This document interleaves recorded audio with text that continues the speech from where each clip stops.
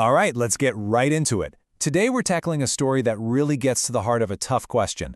What could it possibly take to shatter a truly unbreakable friendship?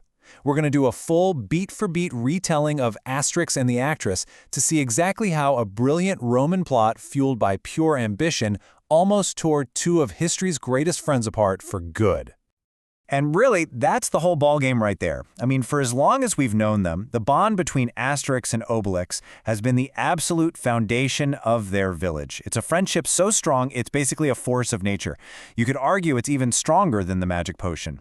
So what could do it? What kind of poison could be strong enough to crack something that seems so permanent? Well, that's the mystery we're about to solve. And this is where it all ends up. A single, shocking moment that just hangs in the air. This one image is the absolute breaking point of the entire story. But to really feel the weight of this punch, we have to rewind. We got to go back to the beginning, to a day that was supposed to be all about celebration. So our story kicks off, as it often does, in that one little Gaulish village still holding out against the Romans. Now, this is an extra special day because, believe it or not, our two heroes, Asterix and Obelix, were born on the exact same day. It's a day that should be all about feasting and fun, but behind the scenes, a very clever trap is already being set.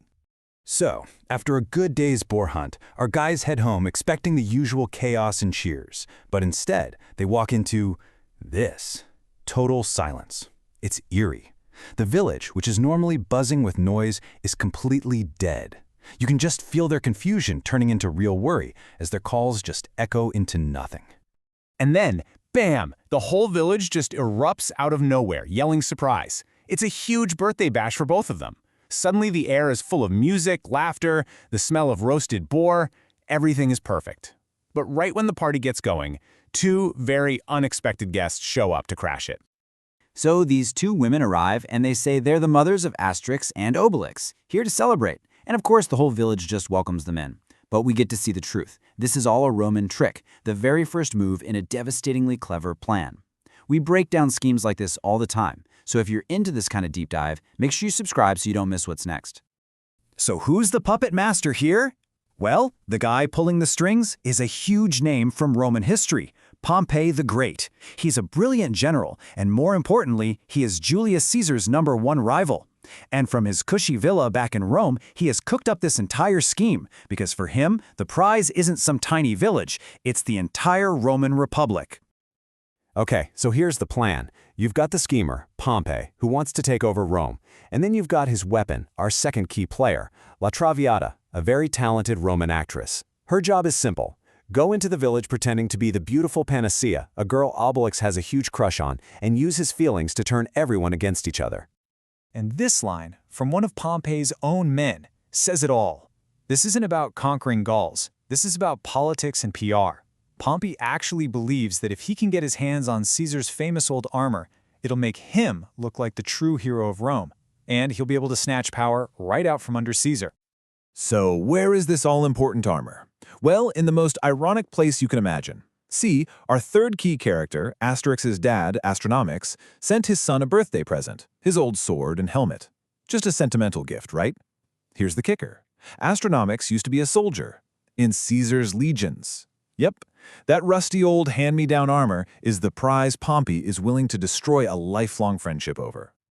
All right, the stage is set, and La Traviata starts her performance. Disguised as Panacea, she lays the charm on thick, and the totally love-struck Obelix just eats it up. Her goal is brutally simple. Just drive a wedge, slowly but surely, between two friends who have been inseparable since the day they were born.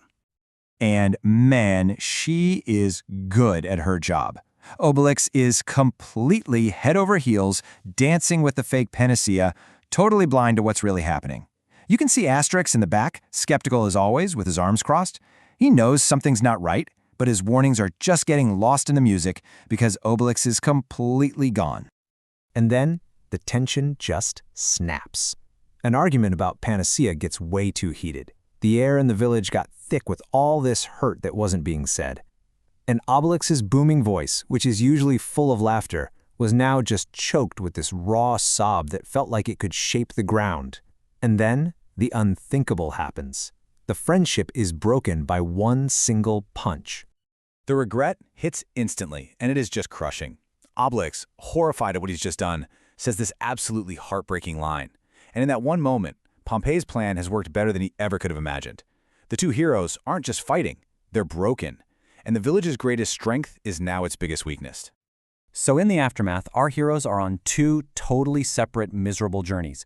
The village, completely fooled by the actor's story, sides with Obelix and basically kicks Asterix out. Meanwhile, a super guilty Obelix is easily tricked into leaving the village with the imposters, carrying that precious sword and helmet right into the enemy's hands. For Asterix, it gets even worse. He gets tricked onto a Roman ship, and they just abandon him in the middle of the sea as a massive storm rolls in.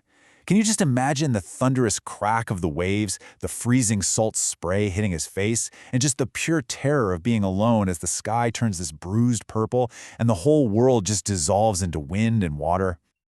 But it's not over yet. Obelix, feeling terrible, is traveling with the actors, thinking he's on his way to apologize to the real Panacea's parents. At the same time, Asterix is saved by a dolphin, of all things, and ends up in the city of Condatum, where he overhears some Roman soldiers and finally figures out Pompey's entire plot. So, they reunite. The herd is still there, but now they have a mission: get to Condatum and stop Pompey. Seeing how these two paths come back together is just great storytelling, and if you agree, a quick like on the video would be amazing. So, with their friendship patched up and their focus laser sharp, they book it towards Condatum. The journey is just a blur of pure action. They're not fighting each other anymore. They're fighting together, smashing through Roman patrols like they were born to do it, driven by this desperate need to save their parents and clear their names. Their race against the clock leads them here, to the Grand Theater in Condatum, a big symbol of Roman power and culture. This is it. This is the final stage, where Pompey himself is literally on stage waiting to be handed his prize so he can declare victory over Caesar. And what a showdown it is. Our two Gauls crash the party, and the whole place just explodes into a massive brawl. The theater reeked of panic and polished stone. All the perfect rows of seats just turned into chaos. You could hear the clash of steel echoing everywhere, as Pompey, just a flash of crimson in the middle of this fight, realizes his perfect, careful plan is literally falling apart all around him. In the middle of all this chaos, Pompey just screams this line. All this for a rusty sword and helmet? And that tells you everything you need to know about him. He just can't understand why these Gauls would risk everything for what he sees as just props. He doesn't get that they aren't fighting for some old armor. They're fighting for their family, their honor, and for each other. So, Pompey is defeated, his grand plan is totally ruined. La Traviata is unmasked right there on stage for the fraud she is. And in all the confusion, Asterix and Obelix manage to rescue their real parents who were being held captive backstage the whole time. The deception is finally over. And with the bad guys beaten, the armor safe, and their parents rescued, there's really only one thing left to do. It's time to go home and celebrate the way only these Gauls can. And so we end like we so often do, under the stars at a massive feast.